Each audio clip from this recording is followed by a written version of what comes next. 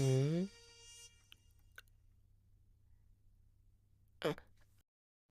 எப்பனே வருவாங்க? அதான் சொல்கிறேன்ல, இன்னும் 2 நாளில் வந்துடுவானான்ட்டு. நாளைக்கு காலைல நிறைய வேலை இருக்குடா, அதான் இந்த கொசுக்கடியில் படுத்துட்டு இருக்கேன். படுறா சீக்கிரம், உசுரை வாங்காதடா.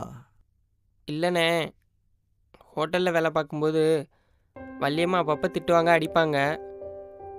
அதெல்லாம் ஒரு சைடு சந்தோஷமாக தானே இருக்கும். இப்போ அவங்க இல்லாமல் இருக்கவும் ஹோட்டலே ஒரு மாதிரி வெறிச்சோடி இருக்குண்ணே. சின்ன வயசில் அப்பா அம்மா இல்லாமல் கூட இருந்திருக்கேன். ஆனால் அதுவே கஷ்டமாக தெரிலண்ணே. ஆனால் வள்ளியம்மா இல்லாமல் இருக்கிறது ரொம்ப கஷ்டமாக இருக்குண்ணே. புரியுதுடா. காலையில் வள்ளியம்மாக்கு ஃபோன் போட்டு தரேன். படு. கண்டிப்பா. கண்டிப்பா. சரி, குட் நைட்.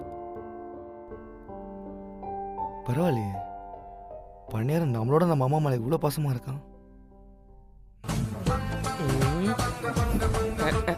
அன்பண்ணே, வள்ளியம்மா எப்பனே வருவாங்க? அடிங்க, தூங்க மாட்டேறானே.